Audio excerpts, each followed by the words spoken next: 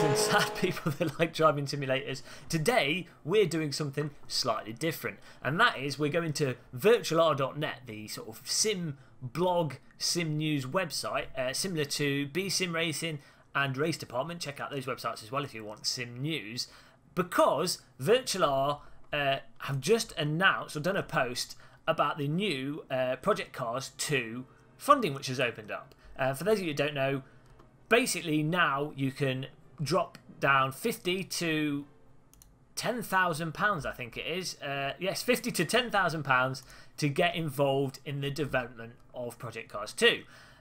Of course, VirtualR, being VirtualR, with its really united, collaboratory, happy, and quite frankly, completely in unison community, is going to have some really nice, interesting comments. So, first of all, let's look at the announcement. They've announced some of the features that they want in Project Cars 2. Largest track roster ever, widest variety of motorsports, co-op career, seamlessly connected, pro esports racing, your home for racing, personal customizable test track to tune and test your cars. Keep in mind, the above is just outlines of the vision, because obviously Project Cars 2 is literally an idea more than actual a thing yet. Apparently, in the current dev version, there's a plane with a texture on it and a single vehicle. So don't jump into it now if you're expecting a game to play. It is very much the start of a new project. Onto the comments in this VirtualR article. As I say, I do recommend going to VirtualR. You know, people argue on the comments, people get really passionate. Sim racers, you know, I think people that do sim racing are really into simulators and they don't necessarily like other games, so they get really passionate about the individual simulators or the simulators they like and the cars they like to drive. Some people see it as a negative of the arguments in the comments. I just find it fascinating. It's nice to see that people actually care about something. Imagine if people cared as much about politics as they do simulators, or, you know, other issues that are slightly more important than simulators. Just imagine a world like that. Let's load the comment section and discuss having a disaster there. Ian Bell's face, very nice. Ian Bell getting a lot, he's getting attacked for this. I mean, he is, you know, they're a development studio. He's a guy that owns a business. They've done a really good job with WMD from a business perspective. You know, a developer, if you're developing titles, it's a right arse getting money from publishers and the bureaucracy that goes with that, and publishers not having it necessarily, well, they're just considering the bottom line. They don't care about the product. So, you know, you've got to give them credit for the business side of stuff, but you can see where this disconnects happen between the sort of customer relations. If people don't understand games development and a developer doesn't make things very clear in how they present things, it's difficult for a lot of people to understand it, and then you get a lot of confusion. Some of the you know, some people being rightly negative about some of the stuff that SMS have done, and some people wrongly. And you know, with Project Cars, there's a lot of false criticism, and there was a lot of correct criticism, but no one knows where it starts and ends and what's right or wrong for the most part. And I think, you know, it's really hard to actually communication in any large structure is a nightmare. And if you're fair to WMD or Slightly Mad Studios, where you just call them Slightly Mad Studios, WMD, what are they anymore? Nobody knows. They do put stuff on their website and they do try and be clear. It's just how you present that. It's, you know, it's a whole thing. They need like a studio spin doctor. They basically need to treat themselves like politics. But then, of course, on the other side, people don't want to be like politics. They just want to say what's on the top of their head, and they don't care how people are going to interpret that. So anyway, you end up with this complete mess of a situation, which is pretty funny. Unfortunately, it's just sim race. It's just games. So it doesn't matter. But so the comments. Let's see what have people been saying. This has to be a joke. Adrian B, he started off with "this has to be a joke!" exclamation mark. So you know it's serious. I mean, no one is that nonchalant and arrogant to turn the page so quickly. For every arcade-style game that's released, it's like another nail in the coffin of home PC simulators. Instead of building a racing community, you're destroying it and filling it with game racing children that know no difference between real-life physics and arcade physics. No one is nonchalant and arrogant to turn the page so quickly. Okay, so he's not happy that they've announced Project Cars 2, although they announced they were doing Project Cars 2 ages ago. And, you know, if developers do have to work on them, as I said, they have to you have to have your staff working, otherwise you're going to go bankrupt very fast. Probably 3 months, and you're in trouble. So they're not really turning the page any more quickly than any other developer. For every arcade-style game that's released, it's like another nail in the coffin for PC Home Simulator. So I think really the problem is games that are arcade that are marketed as simulator. I don't think you can really call Project Cars arcade. I mean, Mario Kart is arcade. It's a really good game actually, Mario Kart 8. Split Second, Grand Theft Auto. I mean, I don't even know if you can call them. I could call Mario Kart arcade and Split Second arcade. Grand Theft Auto, it's not really arcade because it's lacking arcade mechanics. But anyway, I guess he means by arcade, not realistic. Well, that's a murky area because everyone's playing with bloody steering wheels that are nothing like real car wheels. But anyway, his point: unrealistic driving simulators are a nail in the coffin for PCM simulators. I don't necessarily agree with that. You look at simulators that are with the developers. Well, I think this is probably the case with Project Cars. Whether or not it succeeds is a separate discussion. But iRace is trying to be realistic. Assetto Corsa is trying to be realistic, and rFactor 2 by ISI is trying to be realistic. And for the most part, if you've got a servo wheel and you plug it into those games and you've got proper pedals and you've got a laser scan track or high detail track, you could use them to train so that they're realistic. I don't see how unrealistic games detract from the realistic games. People that are going to use simulators for training are immediately going to notice the difference, really. And so there's always going to be a demand from real world drivers, this is how ISI stay funded, by licensing rFactor Pro and their other technologies, as well as they've made money from the licensing their game side of things. But that's how they stay funded, because there's a real world demand. Same way with Flight Simulator and I forgot what it's called, but obviously Microsoft Flight Simulator is Microsoft Flight Simulator, and then there's, I've completely forgotten his name, but they have a separate division. They sold off to I think it's Lockheed Martin own it. It's the same game essentially, the same sort of underlying structure, but they make money by selling the different versions of the same game essentially. And there's a real world demand for these games. So there's always going to be. It's not going to be a nail in the coffin for simulators if more arcade games or you take a realistic simulator and turn it into an arcade game. Say you took rFactor 2 engine and made an arcade game out of it. Don't know why you would. That's not going to be a nail in the coffin for PC simulators. Don't worry about it. There's always going to be demand for realistic simulators. So, if anything, more semi-realistic simulators might gravitate more people over to the more realistic simulators. Probably. I don't know. I don't have any data on that, but I'd assume that would be the case. I won't be funding this one. I'd like to see them finish what they started first. Wosaroya. Some people have absolutely crazy names on Discuss. Ace is a future sim racing anyway, where the modders seem to be going. I think that's partly fair. You can see how people feel that Project Cars is unfinished because it does have some core bugs in it that need fixing, and I'm sure Project Cars or Slightly Mad Studios will fix it. So you can see why people feel confused about them announcing a new one, even though, of course, they've still got a team working on the old one. For PC, for purist sim racing, I think this is the thing. Assetto Corsa does have the mod support, and like rFactor 1, the fact is, developers have limited resources, and mods and getting people in the public to put the hard work in for no monetary reward, well, that's changing slightly now, does guarantee that you end up with very niche cars, a lot of tracks, and a lot of content that you never would find in a commercial project. It's just not viable for businesses to do all this, or even try and get hold of the licenses. It's easier for someone that's not getting money for it to put out a car and not get sued than it is for a developer to have to do all that back work before even starting the development of a car. So, as a result, and it's just purely a feature of AC and rFactor 2 and Games.com, games that allow modding, over Project Cars. So, yeah, if you don't want something that doesn't have mods, don't buy it. That's fair enough. So I don't see why there's a problem, to be honest. But got his sides in orbit. It's this guy like Chris has photoshopped. I don't know if Chris has actually made this himself, but he's done a good job of cutting the sides here.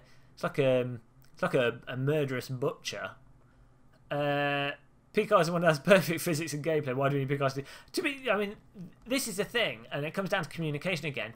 Slightly managed studios do often make pretty outlandish claims in terms of their sim being the best or their game having the most realistic physics. Really, that's just marketing speak, because everyone knows it's so nuanced. It's not a case of one sim having better physics than another. Each sim, what one might be better as a whole, I don't know how you're going to quantify it, but each sim will have aspects that you know, done really well, and aspects that aren't. And some parts of their physics, their model, the tyre model, the suspension model, or the overall car model, or the geometry of the track, or, you know, might be better in one sim over another. The multiplayer might be better over another. It depends what's important to you. But I do think some studios make claims about their game being more realistic and push that than others. And I think if you do that, then you're going to have to be prepared to get some backlash of people that don't like the parts of your game that you think are the dog's bollocks. So that's where you get comments like Chris saying, well, if Pcars 1 is perfect, which I'm not sure if SMS have said Pcars 1 is perfect, but I'm sure they've said, we've got the revolutionary tyre model. It probably is revolutionary. It probably does do insane stuff, but why do you need a Project Cars 2 if it's already perfect? You can understand why people are getting at that, but again, there's always stuff to improve with physics. Computers get faster, more data becomes available, and the more time you get to work on things, the better it can get, so you can always improve it. But Chris, I have to give you 10 out of 10 for your picture. I think comments, regardless of if you agree or disagree with someone that makes an effort with a comment and, you know, puts a little bit of humour into it, it makes things more interesting. That's what we need to see more of. Less sort of boring comments, more exciting comments. Stefan B comments, member counts as follows: 220 bronze, 67 silver, 237 gold, no diamonds and 2 platinums. 2 people are going for dinner in central London, which means that they will get possibly a crumpet, maybe with some butter if they're lucky, and a cup of tea. It seems there are plenty of people already who see this as a good opportunity to help shape it into the game they want to see. Personally, I can't see much point in going anything less than gold tier, given that this is the first to give you a vote in the game's development direction, albeit only a single one. For anyone who wants to invest in the first game at full member level and they expect returns, you probably eat most of the way there. Well, this is the thing, right, with the WMD thing and people, how much involvement people actually have. I think in general it's overrated. I mean, the fact is, a developer knows what they need to get done on a product. Most people in the team know what they want to do. They're trying to do a driving simulator, so they're going to copy real life for the most part. And then you've got some features in the UI and general features you're going to include in the game.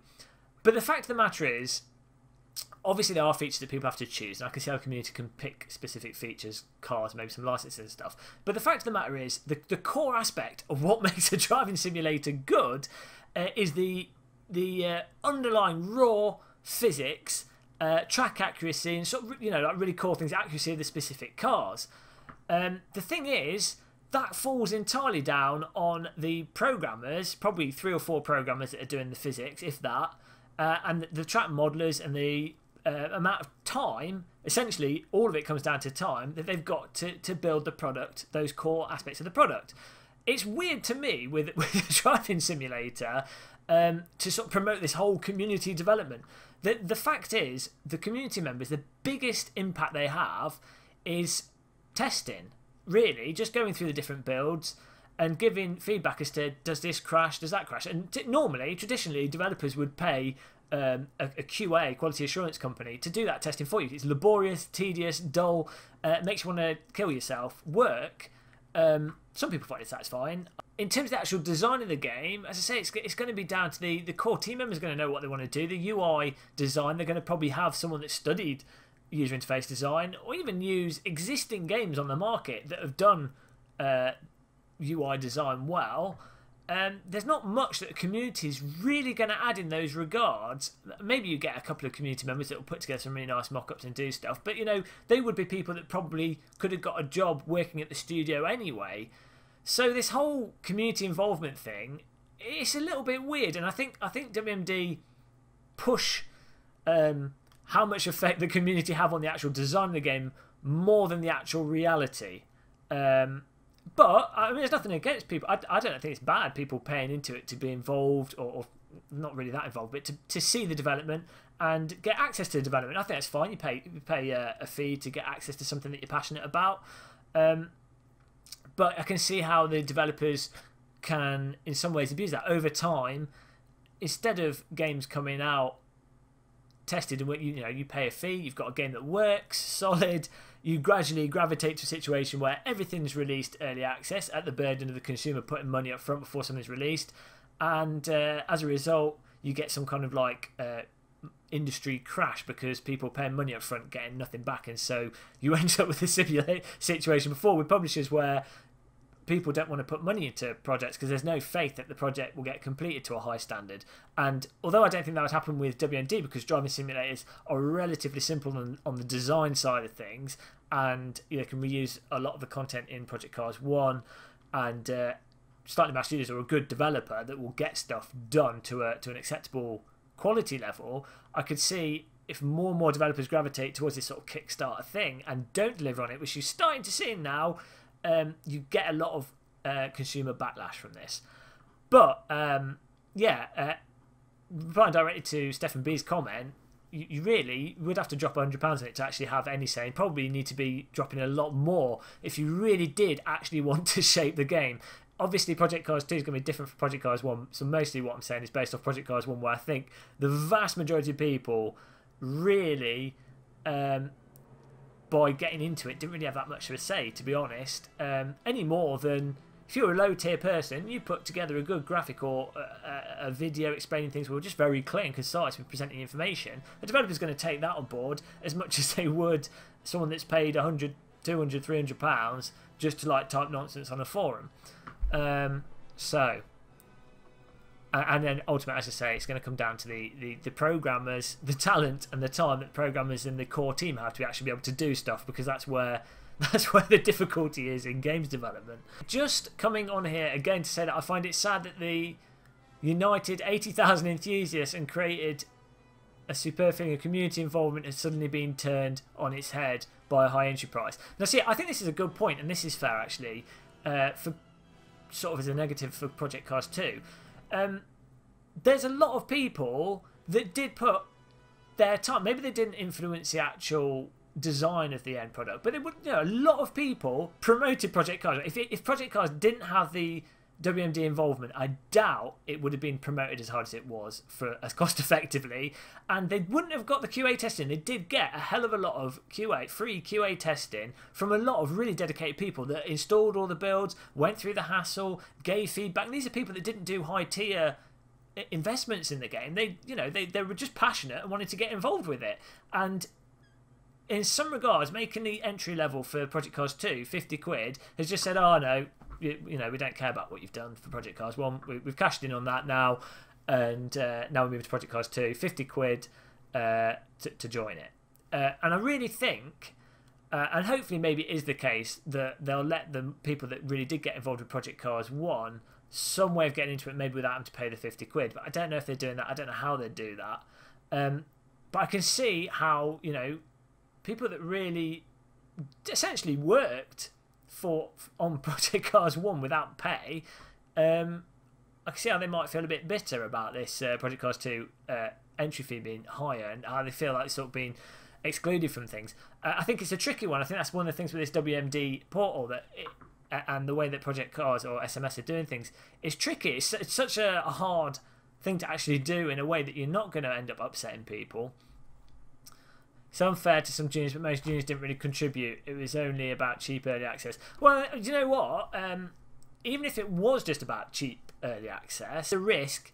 So they've given money to a company. They weren't sure they'd get something out. So even if the junior members didn't do anything in terms of involvement, they've put money in, and presumably that they'll have put load on the servers when they downloaded early builds of the game, so tested that aspect of it. So they did have an involvement in whatever way, maybe not in the design as I say, but it's the QA and stuff that developers normally would have to pay for, and in terms of initial funding. so it is a bit unfair to exclude them, I think, with a higher price. Of course, the exclusion of them as well, and there's the whole sort of the aspect of the investment thing, and that the whole confusion with the finances and the legality of stuff. I don't know how much that is tied into early access of this, the being able to buy into early access as a minimum user and what you get, and how much of it is the promise of a return, but that's a whole nother thing. Robert Every, dear God, have they no shame is all I can say. Literally makes me sick to the stomach. I mean, this is the thing. It's a communication. I think it comes down to communication. If you can tell on some comments replying with, "Oh, he's sort of stuck the spoon into the mix and stirred it," which I don't think has helped. But you know, he's probably just chuckling to himself.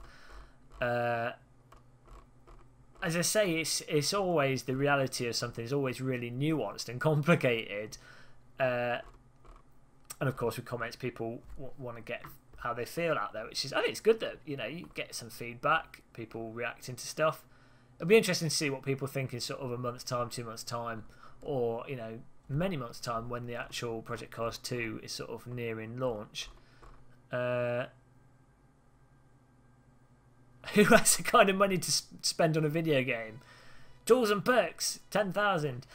People that are doing that aren't really spending the money on a video game. They're more spending it on feeling like they're involved with a project. It could have been a local theatre. It could have been some arbitrary thing that they want to get involved with. It's not really about it being a video game. It's more that, you know, they're paying that money to be involved with a project. It's not just a case of getting access to a game. So I think that sort of explains why people would spend that much money. And also networking, to be honest. You'd be surprised what people pay just for the ability of networking with people in an industry. It might actually be cost effective if from a pure financial standpoint. Some people might just want to get rid of money for tax purposes. Although I'm not sure if it is classed as just an expense, or I don't know. Michael Hornbuckle, who's a crazy Texan with a gun, literally his icon pointing a gun at people reading his comments. You know, that's how in Texas, that's how they do everything. You go to a bar, you go to order a drink, the barman just points a gun at you. You go to the bank teller just points a gun at you. It's just normal there, so it's actually unfriendly not to have a gun pointed at you. So that's why he has a picture of a gun pointed at you as his icon. I wonder if this one will finally have proper triple screen support. Give up on realistic physics years ago. Okay, well, everyone's going to argue about the physics, so I won't get into that. Triple screen, I mean, it would be nice to actually have proper triple screen support. You would have thought that it would do at launch. You know, that's for more, you know, hardcore simulators, the whole sort of triple screen monitor support, and now VR support, really, it is like an important thing, and it is a shame that Project Cars doesn't really have proper triple screen support.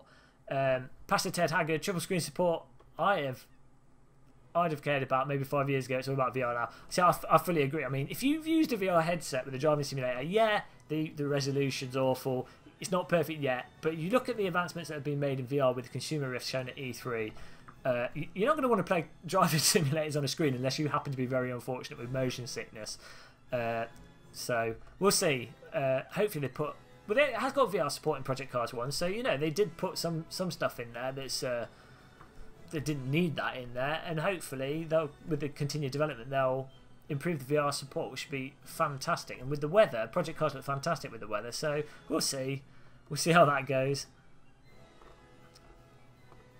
Montoya, I have to say the comments in here are shocking and baffling to read. It's highly disappointing on a personal level.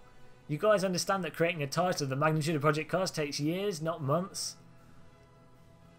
It has nothing to do with abandoning Project Cars, for crying out loud.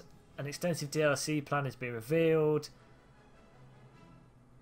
Show me another large developer that interacts as much post-launch with its community. Maybe you guys should take a look at the comments on other game sites with regards to this announcement to see how skewed the reactions here really are. Well, people are just passionate. VirtualR is a sim racing site and attracts people that really care about driving simulators because they don't play other games. So obviously they're far more sensitive to aspects concerning driving simulators and components of those games that they really care about. So of course they're going to go crazy when there's an announcement that's arguably controversial.